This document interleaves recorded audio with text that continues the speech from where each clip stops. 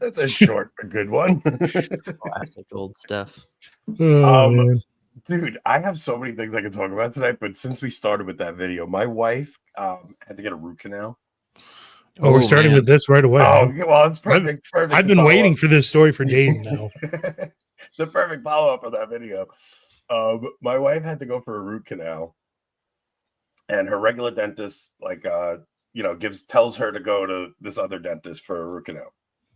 And our regular dentist is a nice, young, strapping man who's got his dental tools under control. She goes to this woman. Oh, no. She goes to this woman. I'm always telling my wife how women they're not good at technical things. They suck at driving. They can't fly. Like the plane thing that we've been discussing for the past few weeks. I'm like, I would literally walk off a plane if I saw a female pilot. Like, there's not a chance I would sit on the plane and take off if there was a woman flying it. So she thinks I'm just like a ridiculous misogynist, whatever. She goes to this woman. She sits down in the chair, and the woman's yelling at her. She said she's a Chinese woman. She barely speaks English. And she's like, "You're not cooperating. Open your mouth. Open your mouth." My wife's like, I have my mouth open as wide as I possibly can. There's blood like going to the back of her throat, and the suction thing's not sucking up. She's like, I'm almost choking, opening my mouth as much as I can. This woman's digging in, and then halfway through, she goes, I don't think I could do this. And she just stops the root canal midway through. Hold on. You did not warn me I was going to get a woman dentist in Chinese accent all combined. Dentist. Dude, my wife calls me hysterically crying, like weeping, like she was in so much freaking pain and hysterically crying. She's like, I'm bleeding. This woman pushing my mouth. I'm like, I don't want to say it, Nicole. But I told you so.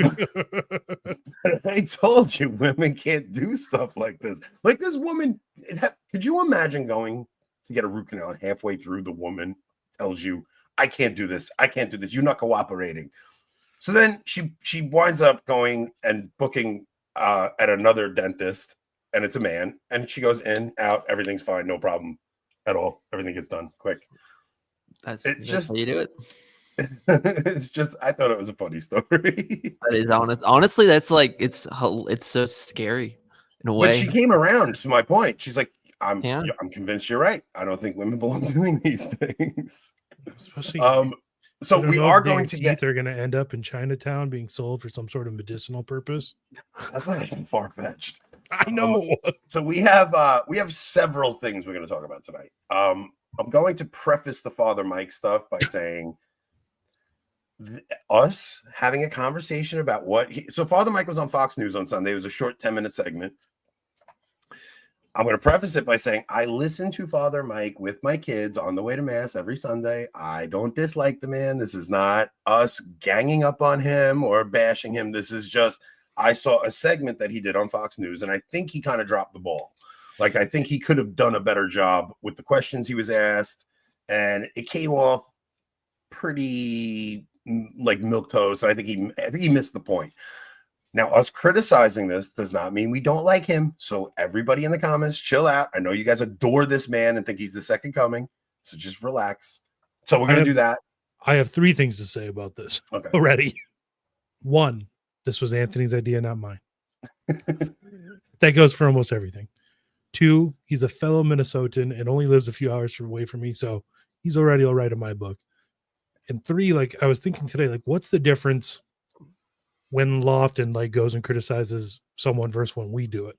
And what came to me was like, when we criticize someone, like we're saying it's not even so much a criticism of them. Usually it's like, they said this, I wouldn't have said this, or something along those lines, instead of being like, you believe something slightly different than me, you're going to hell for it. Yeah, like repent and go to confession. You know what I mean? Well, this also isn't going to be an episode where I'm squeezing the chair going, I can't stand these people, they're so annoying. Like, it's not going to be one of those episodes. I can't believe I got 4 clips out of that stupid Christian Avengers Aaron game. Gorn loves that clip, man. He loves that clip. He sends it to me all the time. They're so annoying, these people. But okay, so that's one thing. I watched the movie Conclave last night. Oh, how was that? Honestly, it's not going to be every Catholic review of that movie was like, don't go see this movie, it's horrible, don't watch it. I'm like, I don't know, I saw 2 or 3 Catholic reviews that are similar to yours. Dude, it is a very good look. The ending is horrific. It's ridiculous. It's just so far-fetched and stupid. It's just dumb, the ending. But seeing like the different, like what would you call them? Like the different groups, like factions fighting. Yeah, the different factions. Seeing the different factions, right? So you got like the main character is a liberal, and the Pope that just died is a Pope Francis figure. Like he's a liberal, right? So he's a progressive Pope who just passed, and the liberals are like desperate to keep the revolution going. And like the one guy that they're all trying to back, he's like, well, just be clear with everybody that I'm for more inclusion of women, and I'm for, he goes through the whole list of liberal talking points, like I'm going to be ecumenism, like forget it. He's like, I'm open to other faiths and blah, blah, blah, all this stuff. We have a feminist going off on us in the chat, and it's a shame because I'm having to approve all of her messages, but they're not appearing in StreamYard because of that, so I can't show them on screen. What is she saying? Oh, it's hilarious. It's let's see. Oh, first one, Anthony is gay. He lusts after men. Men's favorite vice is misogyny. Let's see what else is in here. Catholic men are all misogynist cowards. I think she means misogynistic, but okay. We want women to be poor so we can abuse them like slaves. And that's what's her screen name? Francie King. She's on Twitter. Twitter. It's Francie. Oh, I love Francie. Oh, she's our resident kook. I know. I can't show them on screen because I have to approve them. Yeah, she's a lunatic, that woman. I love her. I really do have some crazy fanatics that I adore. It's a strange thing, but yeah, if you can like stuff up. Dan Conway. Dan Conway is another crazy person that I actually really do like. I enjoy him. Mrs. C, another crazy person. What? That's it, Molly. I'm sticking up for you here. R.I.P. Anthony. Aaron Gordon, my they're so annoying clip. Okay, so then you have a trad, right? His name's Tedesco, and he's like, we need to get back to the Latin liturgy. Everything fell apart after the council. We have to, but they make him such a caricature that there's a terrorist attack, and he's like calling Muslims animals and stuff. It's like he's they make him like such a caricature. And I'm looking at my wife through this whole thing, and I'm like, there's not a single cardinal in existence that would talk like this. I'm like, she's like, unfortunately not. Right. Like I wish that guy existed, and he actually had like a contention to get elected too. Like he was, he had a Sarah or Zen might be wild behind the scenes. You never know, man.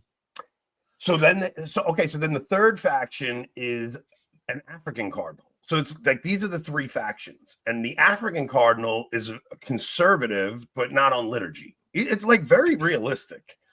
But the African cardinal has a blemish in his past from 30 years before that surfaces and then there's a cardinal that's guilty of trying to buy the office, so buying votes. So they get him for simony. But it just was a interesting insight into how a conclave might work. Like the dean of the College of Cardinals is the one running the whole thing, and he has to make sure that there's no outside interference and things like that.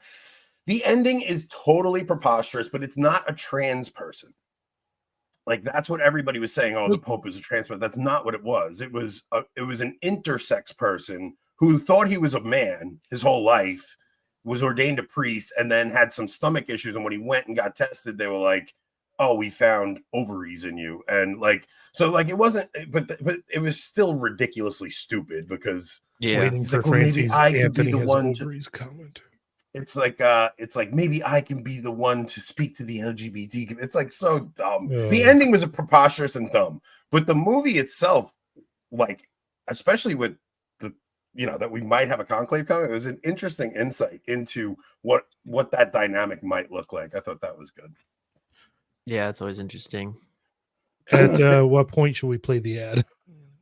We'll get to it. Don't worry. We'll do it like in the middle of the episode or something. We'll just pop it in. But we have then there was another movie I watched, which is an old movie from the 90s. Sorry, guys. I should have titled this one Anthony's Movie Reviews. Well, we're gonna get to the Father Mike stuff. But you guys know how I like to bury the lead. So the movie I watched the other day with Nicole was Alive from the 90s, and it's about the Uruguayan rugby team that crashes in the mountains. But what was interesting about this movie, like this might be one we got to do on Faith and Film with Father Nix, because they're a Catholic team, right? They crash in the Andes, and on the plane crash, they're praying the rosary like during the plane crash, and when the 30 of them survive the initial plane crash, and one guy jumps up, he's like, I saved us, I prayed the Hail Mary, I saved us.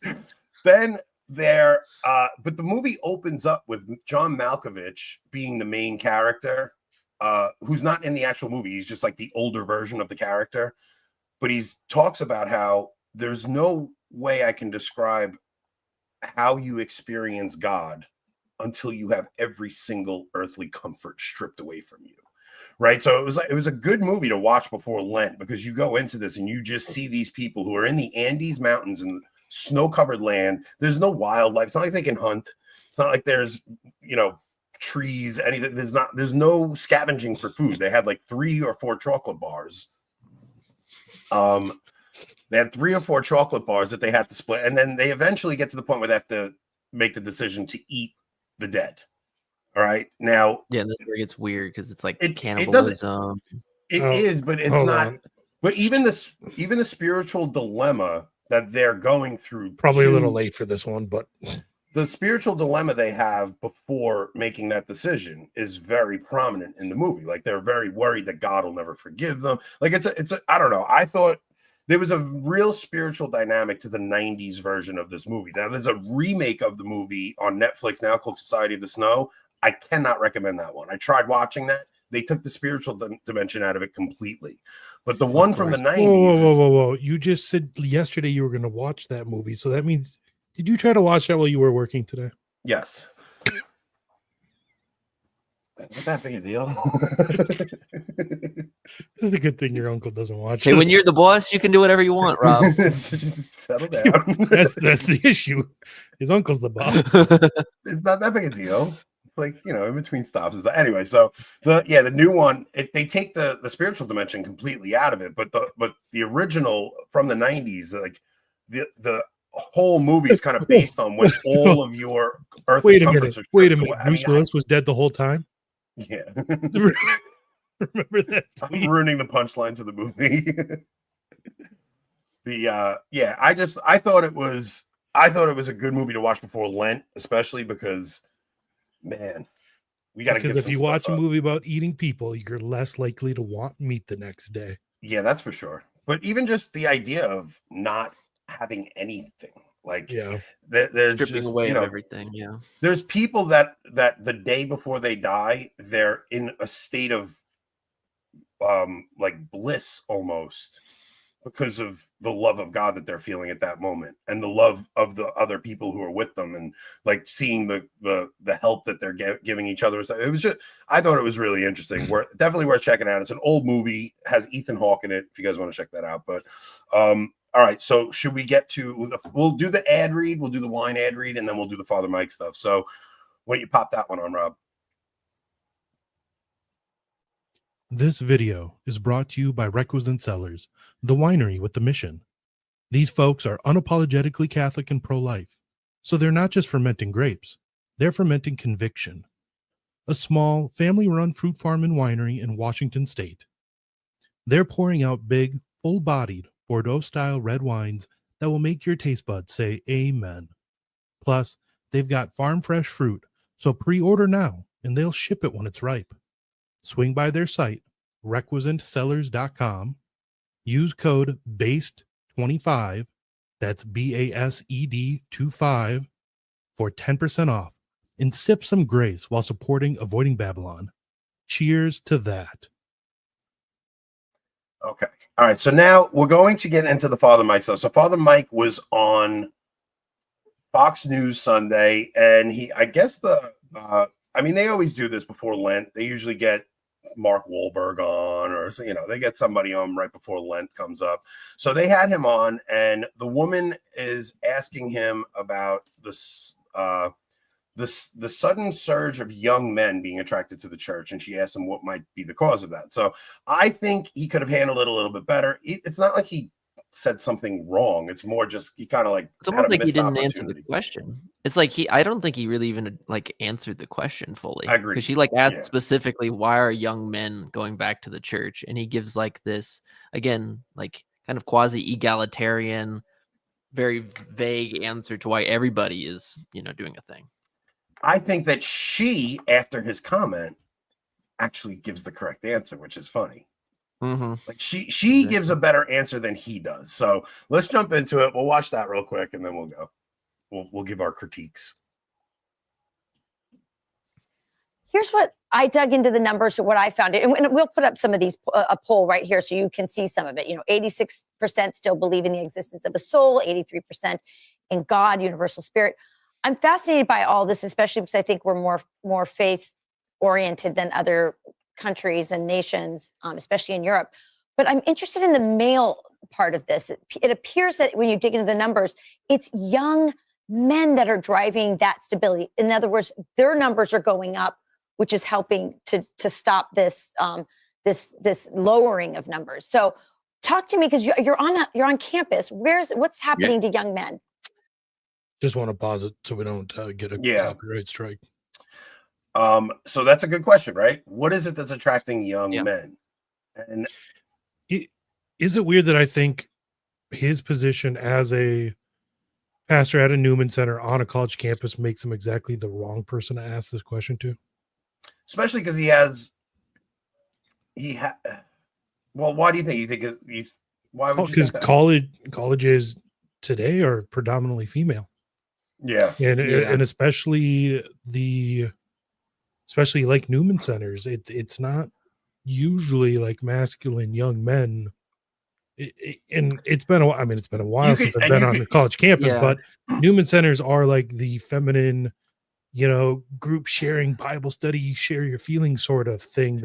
And you can hear Father Mike's homilies are geared towards young women. His homilies are geared towards young women. I'm kind of torn in my answer, because it's like, on the one hand, I agree with you. Like it all is tailor-made for women. There's no doubt about that. But as someone who is on a college campus, and I do like every once in a while, like dip into the door of the Newman Center to pray and whatever, there's a lot of young guys that have showed up.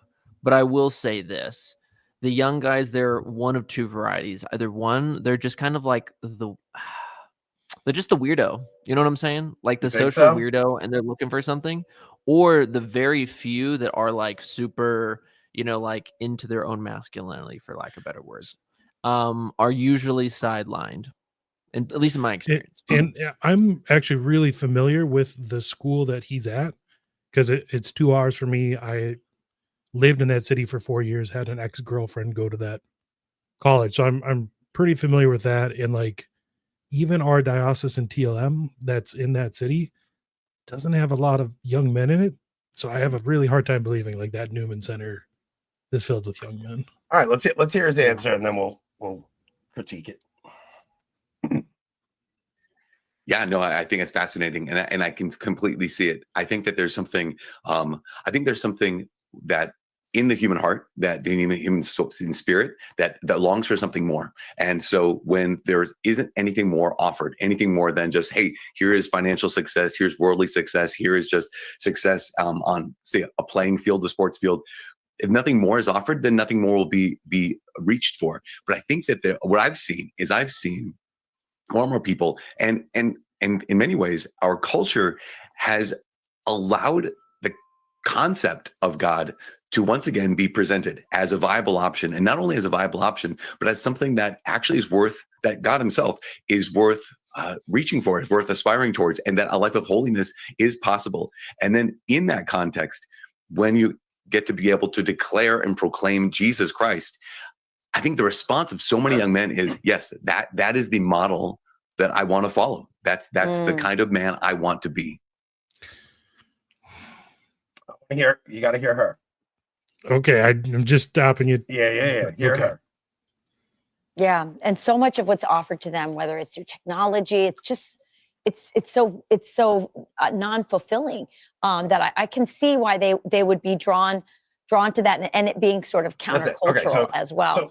So she actually understands the issue more than Father Mike. I was going to say, I don't know what he did not bring up why men would even be looking for.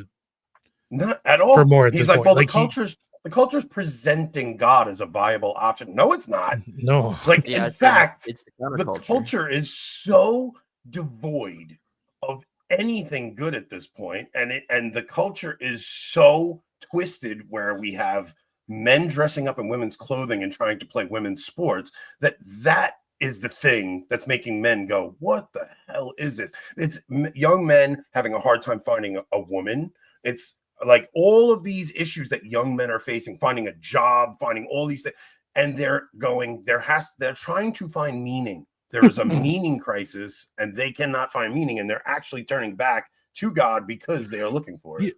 Yeah, I mean, we have to have the highest number of like disaffected young men right now than we've had in a long time. Like usually when the numbers of young unfulfilled disaffected men get to this proportion, there's usually like major social unrest and violence, and exactly. that's one thing that makes the Mohammedan world so dangerous is their proportion of young, jobless men.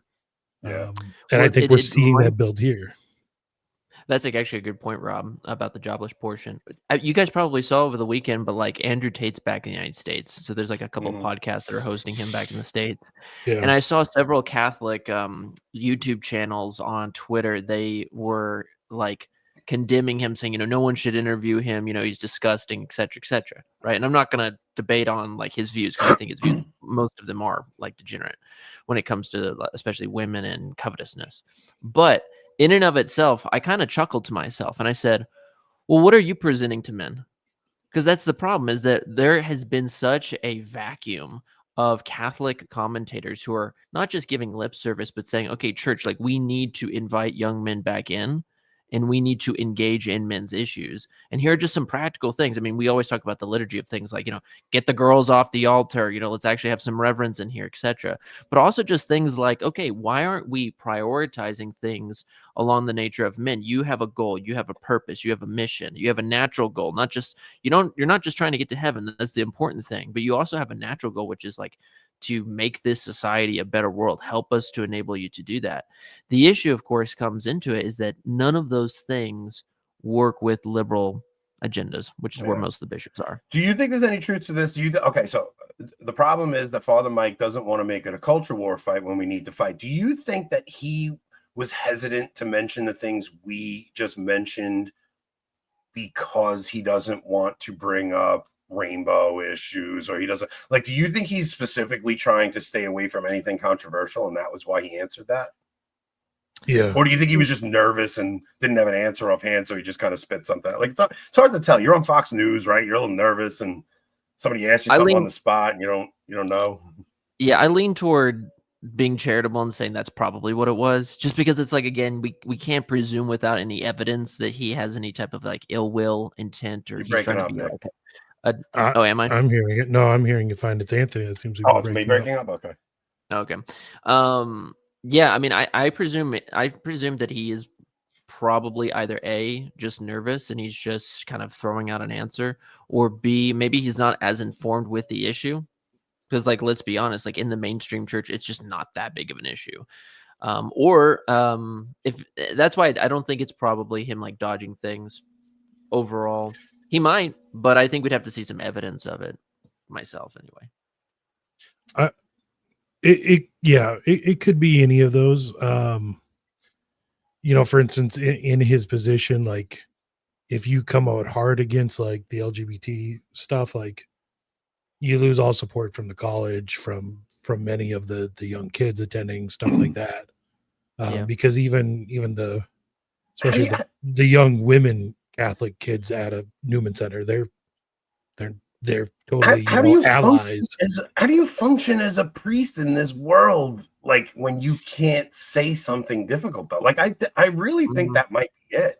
I really think he might be like tepid and afraid to actually say what the real issue is. Because he could be. I mean, that's the thing, because you're right. It's like you look at a lot of priests and saints throughout history, and it's like for stuff that our world would consider nothing, like Henry VIII, like, St. Thomas More being like, yeah, no, you can't marry this other girl. Him going to the state or going to the chopping block for that. But it's like, how can a priest not actually get up and say anything? But it's like, I don't know if you're going to cover it later, but it's like whenever Dolan this last week, right? He's wishing our brothers and sister Muslims a happy Ramadan. And it's like, so that's the nature of Catholicism. And he, again, we did this live, but he's the same bishop that didn't use the name of our Lord in prayer during the inauguration while all the Protestants did. The Protestants, they used the term Jesus like 42 times. And Dolan didn't one time. The thing with all these Catholic bishops praising Ramadan, I work with Muslim guys. They wake up at 4 a.m. They eat a giant breakfast. Mm-hmm. Then they go to work. They skip lunch. Like they literally skip lunch. They get home. It's winter time. The sun sets pretty early. Like I skip lunch every freaking day. Yeah, it's not fasting. It's rescheduled. Someone's looked into it and they eat more calories during Ramadan than they do the average day throughout the year. Yeah, because they're eating an extra big meal in the morning. Then they go home and they are gaboons when they go home because they haven't eaten all day. Exactly. That's why I said it's literally rescheduled eating, because fasting in its ontological essence is one meal a day. That's what it is, fasting. And so if you're just pigging out a ton at night or early in the morning before the sun comes up, you're just rescheduling when you gorge. That's all that it is. Yeah, it's just they can't eat during sunlight. That's all it is. I'll give them the water one. They can't drink water either, though. That's the thing. So, like, you do get, I'll give them that thirsty. One. Yeah, it is tough to not even have a sip of water throughout the day, especially doing construction. Like the guys I work with, they can't even have a sip of water. But it is the winter. You're not sweating that much. It's not, Imagine why they didn't, schedule Ramadan during summer. So it's, but either way, like this whole thing, like, what's his name? Just wanted to shout out real quick. I'll be at the conference that Kennedy Hall is speaking at the end of March at Sanctus Ranch in San Antonio. I'll also be speaking at. So if any of you guys live around here in Central Texas, come see Kennedy and I at Sanctus Ranch. Okay. Also, well, I saw. I guess it was Supich just put. Let me see. Supich just put something out about this.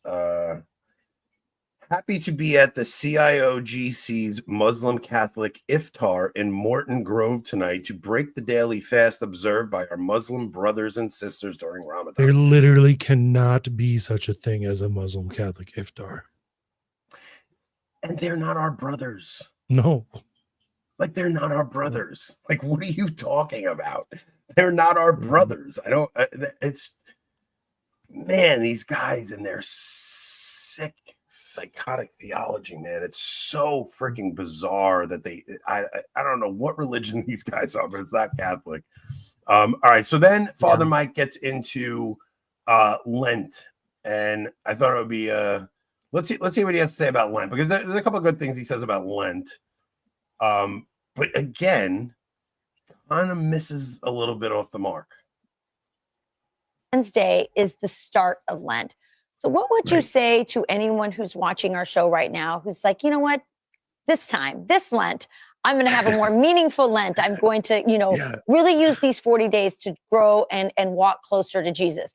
What would you recommend they think about over the next couple of days before it starts on Ash Wednesday this week? Yeah, I love that question. So I think a lot of times, Rachel, you know the term asceticism? Is that a phrase or a term? So like ascetical practices, asceticism is things we typically associate with Lent. So that's, fasting, prayer, almsgiving, those kind of things. But I was digging in deeply to the word asceticism. Asceticism comes from a Greek word, ascesis, which means training. And I was thinking, okay, wait, what if I didn't have that sense of, okay, this Lent, I'm going to be a little bit holier, maybe a little nicer. I'm going to, restrict my food or whatever the thing is. What if my mentality was this Lent, I'm going to train, like I'm training for something. And I have the difference between like working out and training. Working out is good. I'm exercising. Training is I have a goal and I want to be able to finish a marathon. My goal is I want to do a triathlon. My goal is whatever the thing is.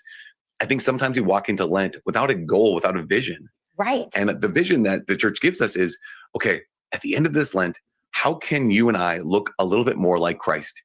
And so as I enter into Ash Wednesday and go throughout Lent is, okay, what's my training going to be? And it could be the sense that I really see that I'm really distracted. Like when I'm with people, I'm not really with people. Okay, so what could my training be? My training might be, okay, I'm going to get rid of some distractions. So maybe social media stuff, but also could be something like, okay, when I'm with someone, I am going to resolve to look them in the eye. I'm going to listen to them. I can't. Like his advice is, when I'm with someone, I'm going to look them in the eye for Lent. Come on, man. What are you talking about? Come on. Stop it. Like, why can't he just sound Catholic? Why does he have to say we have to train to be like Christ instead of say, use a word like theosis or, divinization? Well, the first part, he actually he nails on the head. Like, that is true. Like, you open any ascetical manual and it opens up with the definition. It talks about training and it uses St. Paul's analogy from 1 Corinthians 9. But the point of Lent isn't asceticism necessarily. It's penance. Yeah, they're tied hand in hand. Yeah. They're tied hand in hand. They are tied hand in hand. But where I think he gets off in that, and I don't only say it's like half getting off. It's not like egregious, but like, again, unless you have some type of pre-existing condition or you're an expectant mother or something like that, I personally think the whole fast from social media, like that's just something you should do. Look, here's like, you should do that regardless. But my whole point is, I think it needs to be foods. That's the point. Like, it has to be like truly wearing the body down. Wearing the body down and getting. Look, like every single temptation we have is rooted in the gut, right? It's like it all comes out. Like, if you're dealing with any kind of temptations toward any kind of sin, if you really want to conquer it, you start with fasting. I like what he said about training, because I even described Lent kind of as Catholic spiritual boot camp, right? Like, we kind of fall back into the rhythm of like regular life, and you come right off the holidays of Christmas and you kind of get a little gluttonous and fall off but like, when that liturgical season comes up, that's it. It's spiritual boot camp. Like, you get your act together. But that's like the side effect. That's not the purpose. That's a worldly purpose. What do you mean? Even calling it a spiritual boot camp, like that. Yeah. I don't mind that part. What I took issue with was him being like, you just need to be more present and like look people in the eye. It's like, no. Yeah, those are kind of feminine answers. It was a very feminine, like, non-challenging answer, right? Like, it should be like Nick said, like, you have to get down to one meal a day during Lent, and you should be giving things up. Mm-hmm. It should be not anything you want for that one meal, right? First off, there's no meat on Wednesdays and Fridays, and then you should be giving up things that you would enjoy to make those meals uncomfortable. And it's like, I got more from watching the movie Alive and stripping away your worldly comforts, because when you strip your worldly comforts away, you walk in the spirit way more. And I feel like he kind of missed that. And it was just man, it's like, hey guys, just give chocolate up. Like, that's not Lent, man. I don't know. No, that's cool to maybe train your children when they're 6, like before the age of fasting and abstinence and stuff, like the basic stuff for kids. But for an adult, again, unless you have some like pre-existing condition that you're excused from it, it needs to be no meat, one meal a day, and that's what you do. Because so this is the thing. It's both a spiritual training camp and it's penance, punishing one's past sins. So it's like Aquinas says that you fast for 3 reasons: to raise your intellect to God, to do like penance for your past sins, but then also to practice of virtue. So like fasting is a moral virtue that inclines your will to regulate food and also human sexuality, right? That's what temperance is. Specifically. And the thing, exactly. That's why I mean, honestly, I'll tell the whole chat, if you guys are married out there, like in the olden days, I think that there may be some argument to bring this back one day, especially in our disgusting society. But you would give up having relations with your wife the entire time of Lent, like the entire Even time. Sundays? So if anyone got pregnant 9 months later, you knew who was skipping out on Lent. Even Sundays? What do you mean? Well, I know we can't. No, everything. You skipped out on It everything. It would be interesting to look at birth records in Catholic nations, because 9 months from say March is December, right? Like it'd be interesting to see if there really was a legitimate like dearth of births in December. Yeah, probably some leftists would be like, but then it's starting to be Advent, and they also demanded that for Advent, so they are totally against human sexuality. Yeah. But the point is that all of that's good, because at the end of time, when you die and you go to purgatory, or if you make it to heaven, right, God is going to judge you by how well your soul is. And if you haven't acquired these virtues, you can either acquire them now through places like Lent, or you can have it burned up in purgatory. So, yeah, and we also have to kind of develop a love for fasting, like Father. yes. Who do we have? When I come on at night, my Ripperger? when Father Ripperger came on, he was talking about like falling in love with fasting, and not just because I've had so many years go by where I go really hard for Lent, and then as soon as Easter comes, I don't just go back to eating. Like I'm like, it's Easter, especially that first week, like during the octave. So I'll lose 40 pounds for Lent to gain 10 back that first week, and it's like that's why there's always that debate. They're like, is that Friday really a day of penance during the octave, or is it not? You know, damn it. And I say it is, but yeah, no, it's so important.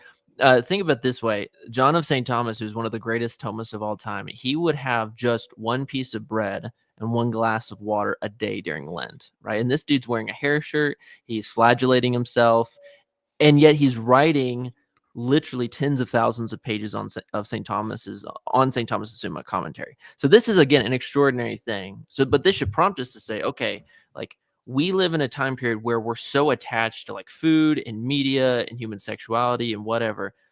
Give some of that stuff up, because let me tell you something. I know I keep bringing it back to this, but the new movie Society of the Snow, the guy that was starring in it ate one can of tuna per day for 70 days while they filmed to get into character, right?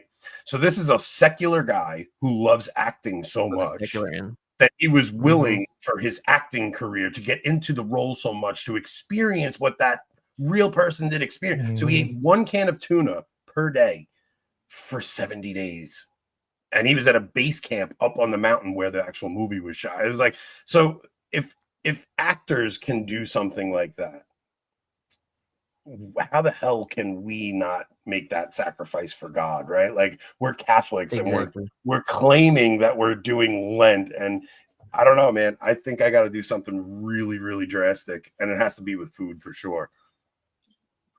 One slice of bread and water, Lent today, no chocolate, and all you can eat fish fry on Friday. Yeah, like the idea of just I have to give up Instagram for Lent. I mean, that's a good thing. Like I'm giving up Twitter for Lent, which in and of itself. No, you're giving your Twitter to Nick for Lent, right? But I'm going to not be spending all my time there. So all right, so there's a podcast that's going through Dante's Inferno that I'm going to listen to that. I plan on reading The Imitation of Christ again, and then I'm thinking about reading Lord of the World. What's that one? I don't think I've heard that one. That's the one Pope Francis always recommends. It's about No, we're done. We're done with him. We are done. It's about the Antichrist at the end times. But I don't know. Calvin Robinson actually was the one who made the recommendation that I read it. I went back and I saw a bunch of people said it's like an amazing book. It's like hard to get through the first few chapters, and once you get through the dialogue, then it picks up and it gets better. Interesting. I was having lunch with some dudes that I hadn't seen for a long time on Sunday, and Your there's voice like did 2 or break 3 of them. when you had to say Pope Francis.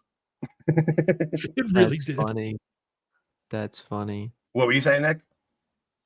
I was having a potluck lunch on after mass on Sunday. We do it like on the first Sunday of the month. Yeah, And there's like 3 or 4 guys that I haven't seen there in like for freaking forever, and they show up, and a lot of them in the past have been kind of in like their pope-splaining world, but then like we were all just chatting about politics, and so of course like if you're Gen Z, a white single male, you only have one kind of politics in the United States, right? And you only have one kind of commentator you listen to, if you know what I mean. And yeah, we ended up bringing up Pope Francis, and one of them was like, "Yo, what's your favorite like work? If you can like pick any work of Pope Francis's?" And I said, I forgot the name of the book, but I was like, his first book, because he wrote it with a rabbi, and it famously says that we've lost the right to try to convert the Jews. And they were like, what? And I was like, yeah, you know, I mean, so it's just really funny messing with people, man. What do you think's going on with him? I mean, he's clearly keeps having. I don't think he's ever leaving the hospital.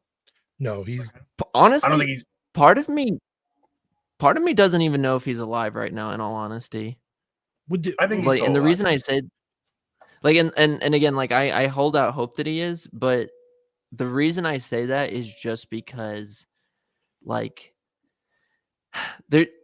all the reports are basically the same thing over and over again. It's like, oh, he has this horrible thing, but now he's resting comfortably. He had this horrible thing, but now he's resting comfortably. And so, if he is alive, I agree with you. I don't think he's leaving the hospital. Well, but part of me doesn't like know what if he's he alive. supposedly said about the Latin Mass today. Like, really? Really? What, with the liturgy, where he said, he put out a statement about the liturgy to liturgists in dioceses, saying, I forgot if you want to pull a statement up. I don't know exactly what he said. I'm not sure I could find it very quick, but yeah, he said something. What's the summation? Basically, like don't be rigid, more or less. Yeah, it's like don't put frills in your liturgy. It's like, you know what? Let's read it, because I actually want to dissect what he says. It's. Are we done with Father Mike? Can I close that video? Yeah, you can close Father Mike out. For locals tonight, we are going to be reviewing. So I want to do a bit where we were very fortunate in the past month, where we've gotten like, what was it, 8,000 new subscribers in the past like 45 days or something like that, like something crazy. So 5,000 in the last month for sure, 5,600 in the last 28 days for sure. So I have the idea of guys that have channels under like 5,000 subscribers, send me a 3-minute clip and we'll dissect your show on ours. Now, if it sucks, we're going to lambaste you and make fun of you. But if it's good, you get a little promo. Now, either way, you get a little promo, right? And a bigger show than yours is going to talk about you, and then people can hear about you. So if you guys have a podcast and you want it to be featured on here, send me a 3-minute clip. We'll go into it completely blind. Like I didn't listen to these 2 clips. We're going to go into them blind and we'll critique them. So that's going to be locals tonight. All right, you got the... I do. All right, let's pull it up. Okay. Pope from the clinic. Pope from the Avoid clinic. pomp and splendor in the liturgy. So base, guys. In one of his first messages from the hospital, Pope Francis called for humility and modesty in the celebration of the liturgy. The liturgical style is about expressing the following of Jesus. I'm glad to know the new Mayan rite is so humble and all the popes previously have failed at following Christ in the liturgy, including the ones that levitated. They all failed. It just is perplexing that a man would, from his deathbed, have one last push to tell everybody, don't go to the Latin Mass. It's essentially what this is. In a message from his sickbed in Gemelli Clinic, Pope Francis called for more humility and modesty in the liturgy, which it just drives me nuts with because what they see as modesty is actually the most humble and modest Mass you can go to is the traditional Latin Mass. Like literally is, because it's not about the priest almost disappears. Like even when he gives his homily, it's off to the side. It's not him in the center of of the sanctuary. It's such a different experience where you go to a Latin mass and the priest essentially disappears, and it just kind of becomes this transcendent experience that, like, you want to talk about why young men are coming back to the church. The ones that are coming are going to that because they're seeking something the culture can't give them. Now, if you're just handing them some version of what the culture gives them, that's not going to attract them. So every diocese looks to the bishop and the cathedral as a model worthy of imitation for the celebration of the liturgy. I therefore urge you to propose and promote a liturgical style that expresses the following of Jesus and avoids unnecessary ostentation and splendor. I just don't believe he wrote this. There's nothing more ostentatious than the Novus Ordo. Like, I just don't think he wrote this. I think somebody else put this out. That's Roche. Said it was him. Yeah, that reeks of Roche. Yeah, just sign this, please. Yeah, it very well could be. But yeah, you're right. It's just very sad because, again, to me, there's nothing more off-putting as a young man than a pope saying essentially all that we have done up until now has been gauche and too much and rigid. They've worshipped rubrics.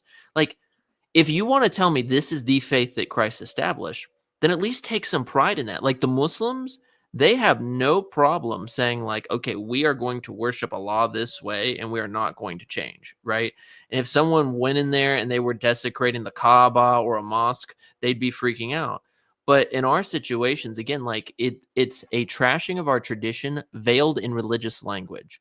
So it's not coming out and saying like in a braggadocious way, yo, like what we did for forever was horrible. Let's do something else. But it's saying, let's be humble. Let's walk like Christ. And it's like, but why can't you do that same thing in the Latin Mass? Like that's what all the saints were doing. But like true humility in the liturgy is knowing that no amount of pomp and splendor can ever be enough to worship the creator of the universe. And it's also bringing the kingdom of heaven to earth. Like you're bringing the apocalypse to earth. You're bringing the unveiling of the sacred mystery. Like it's really frustrating that they've lost that whole understanding of what we're doing. Like when I see videos of Cardinal Burke walking through with full like cardinal regalia, and he looks like a prince walking through, like what he's doing there. Even the Pope, when the Pope wears red shoes, not this Pope, but when Benedict would wear his red shoes and he would wear the crown and all the things that he would put on, what he's doing is he's bringing the kingdom of heaven to earth. And it's a spectacular sight, especially for a culture like America, who has every single church is just nothing in it. Well, that and so many of those vestments have such a significance, true, like, humility and penitential meaning behind them. Yeah. Right. This also, I for real had Pope Francis recovering this whole time. I did too. Like I kept thinking, all these reports coming out are wrong, but I don't think he leaves the hospital. It sounds more and more like he's like more or less in hospice at this point. Yeah, it sounds like he's on palliative care. It's just that could take 3 weeks. Like I don't think he's leaving the hospital and going back to the Vatican. I think we're in the final days of the Francis pontificate. It's just, what are you gonna do? You're gonna cut the guy's feeding tube off or something? Like you gotta kind of let it play out. It could take a few weeks. Ask JP1, right? Yeah, ask JP1 exactly. Well, the question would be then, okay, so two things. One, do you guys, I mean, I think I asked this last time, but like, okay, if these are his last, let's say he has like 3 months, does he resign?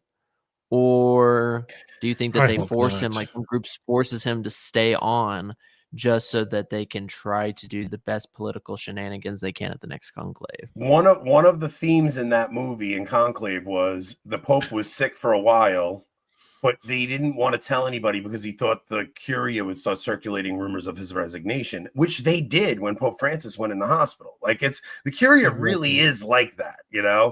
And they started circulating those rumors. Now, the only thing that makes me think he might do something like that is because he wants to see if his revolution continues, right? Like there's something about wanting to see who they pick next to see if it's going to continue or if they're going to completely undo this synod on synodality, the synodal church thing. So it is interesting. I'm also wondering if while he's in the hospital, if he is still aware of his surroundings and coherent, is he trying to handpick a candidate for them to canvass for? Like, are those Cardinals who are going in, Parolin that's going in, seeing him, all those guys, this is who I want you guys to canvass for, and is he trying to meddle in the next election? I'm sure like he's not as aware as they're saying. I feel like he's not as aware, but I do think that he probably is canvassing to a degree, because it's like, I mean, he's a politician. It's like all politicians want their legacy to last. Like, I mean, any politician who I guess hates himself so much that he wouldn't want his legacy to last wouldn't be a very effective one. And he has been an effective politician for what it's worth. Hey, Joe. This is my worry too, Joe. But I'm worried that he's already trying to influence it before he's, even if he doesn't resign. Like, I don't know. It's so. Cardinal Mueller, I sent the article, Rob. You want to bring up Cardinal Mueller's article before we split? And then, we should discuss if Trump is the Antichrist and Elon is the forerunner. So we should totally do that. No, it's not. Before Nick leaves, we should definitely discuss that. We'll do that next episode. Exclusive. Cardinals must be aware of anti-Christian world when choosing a new pope. As the church faces a deepening crisis, Cardinal Mueller told LifeSite that the next conclave, Cardinals must not look for a pope in the image of his predecessor, but rather a true successor of St. Peter who upholds Christ's teachings without compromise. Members of the College of Cardinals were all right. I hope that there is in the College of Cardinals a deeper reflection about the condition and the situation of faith in the church in the post-Christian or anti-Christian world, the Western world, Cardinal Mueller said.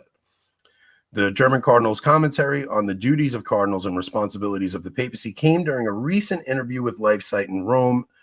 The first part, all right. Not wishing to speculate on when a conclave might occur, he warned that the rise of Islam, Marxism, green climate-focused ideology, and transhumanism, along with the anti-Christian influences such as the Rockefeller Group and Yuval Noah Harari, Cardinals should not be looking for a candidate who is in line with the previous pope, but rather a man who is in line with St. Peter and the task handed him by Christ. So, notice in that, Anthony, he mentions Islam, and think about all of the bishops, again, over the last 4 or 5 days that have come out praising Islam. Yeah. That's just, I think, kind of a tall tale sign of the split. Yeah, I think, look, first off, I think anybody that wants the papacy in the modern era is a mental patient. Like they're going to dig through you. You have to be a crazy person. Like, who would want that gig? Your life will be gone through with a fine-tooth comb. And if you got a single scandal in your past, it is going to come up. This is not 1979 when John Paul II was elected. We are in 2025 and people have access to information. So I don't know what mental patient would want that gig and who would actually canvass for themselves to get the position. But that's the thing that kind of makes me think they might go for a Sarah, only because the man kind of has the reputation for being holy. Like, I just want them to pick a holy pope. I'm not going to do the whole Cardinal Sarah thing again. We did that already, but I just want them to pick a holy pope. Like, I don't know if it's going to happen. I think we're going to get a political pope again, but we'll see. It's hard for the Cardinals to pick a holy pope when the vast majority of them know nothing about holiness. Yeah, that's true. Yeah, in their mind, holiness is what Francis has been doing. Like, they really do. That's the thing. We think like these men have this plan to overturn the church and undermine. No, they think they're doing the right thing. Like, their warped leftist minds actually think that's right, and rigidity is evil. Like, they think they're in a fight against good against evil. And we're like, look at how Democrats look at Republicans, right? Republicans will look at Democrats and we're kind of like, they're just idiots and misguided. They look at us like we are evil. I mean, I do think they're evil, though. For real. I know it's just that normie Republicans, although I think this is changing, but normie Republicans, for forever have just thought that we're in this peaceful debate with the left. And why is it that they keep breaking the rules? Come on, play by the rules, and we'll let the best man win. We'll shake hands at the end of it. And that's just not the case. But I think it's the same in the church. It's like, I think that of course there are leftists who hate the church that, are quote unquote in the structures of the church. But I do agree with you, Anthony. I think most of them just are like bad training, and this is just what they think Catholicism is. Hippies. And so in their mind, because it's like, I mean, I love is love. Yeah, I hear all the time, like, I'll just be, like, even a lot of the priests that, we look up to sometimes, not necessarily more trad, but more like conservative, like, mainstream priests, but are, like, decent in their preaching. Every once in a while, I'll listen to one of them, and they will just throw out some crazy caricature about the pre-conciliar era that's just complete, propaganda. But it's propaganda made by leftists in the 60s. Point is just, it's like, a lot of people just don't know better, and so who knows? Yeah. Well, we'll see. Look, it's not even worth speculating on this stuff. We've done it already, and we're gonna find out soon enough. Like, I really Now, do think when the conclave does start, are we doing a stream until we get a new pope? Oh yeah, for sure. Well, like, I'm gonna take a week off. I mean, we don't have years here, guys. And it might be years. That could be, yeah. I think that'd honestly be wild if it ended up being like a 2 or 3 year situation. Like, that'd be honestly not unprecedented. Epic. Exactly. Yeah, Nicole, exactly. What's the longest one? 3 years? 3 years. Yeah. It's a scary thought. An interregnum of 3 years.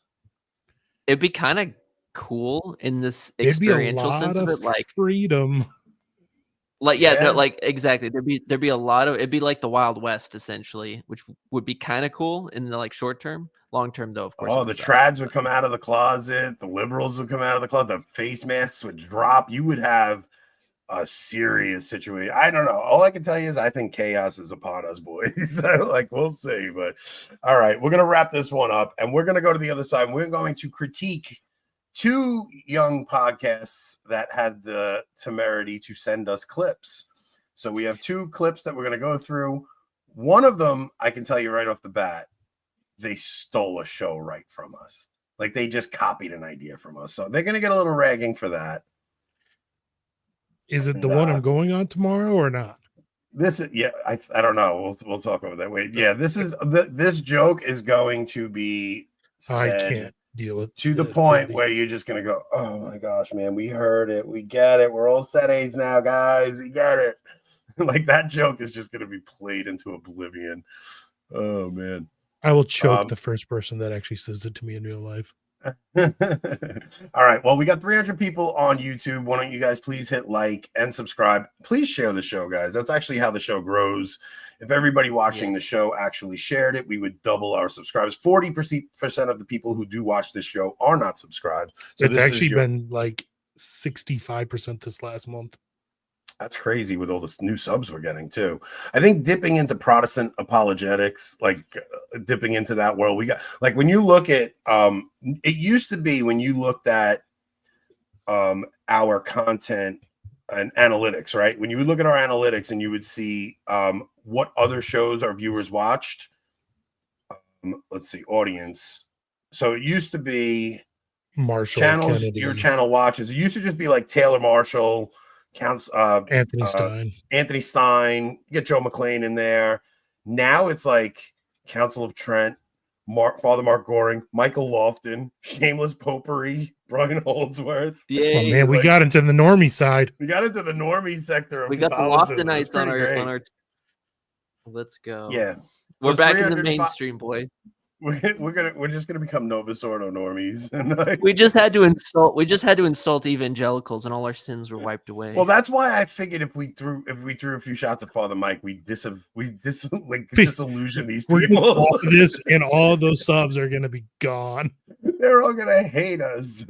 No, I love Father Mike. Stop it. He's a good guy. I like how I'm the one who gave all those caveats, and then I think I was the hardest on him. Actually, it's true. I was trying to be nice. I just think he dropped the ball in that interview. That's all. Like, I do think he has very good attributes, and I do like him. I like I said, he's really good for young new Catholics, like teenagers, like the new kid. It's for my kids. Like, he has a very good way of explaining the faith. My daughters love him, but that's what it is. He's presenting an audience of girls. If you're a 16-year-old girl, yeah, he's cool. But if you're like a 45-year-old man, you're like, I want Father Isaac to be yelling, "You're going to hell!" Yeah, that's a strange thing. I was gonna say, if you actually want to do the spiritual training he was talking about, you'll need to listen to someone else, guys. I would recommend for Lent looking up Father Isaac's 4 Last Things talks. Those talks 100%. Yeah, are those are out of great. this world, and they will scare the living hell out of you, and you will not leave the same person after those talks. So yeah, Father Isaac is speaking at a parish in New Jersey for Lent. He's doing a Lenten mission. I'm gonna probably go and try and get over there for at least one of those, and force Just him try to to come make back it on. the one that Steven's not at, right? He'll be in every one, Stephen. It's his parish. True. All right, we're gonna wrap this one up. We're gonna go make fun of some newbies, and we'll see you guys on Thursday. Thursday, what are we doing? Oh, Thursday we have what's his name?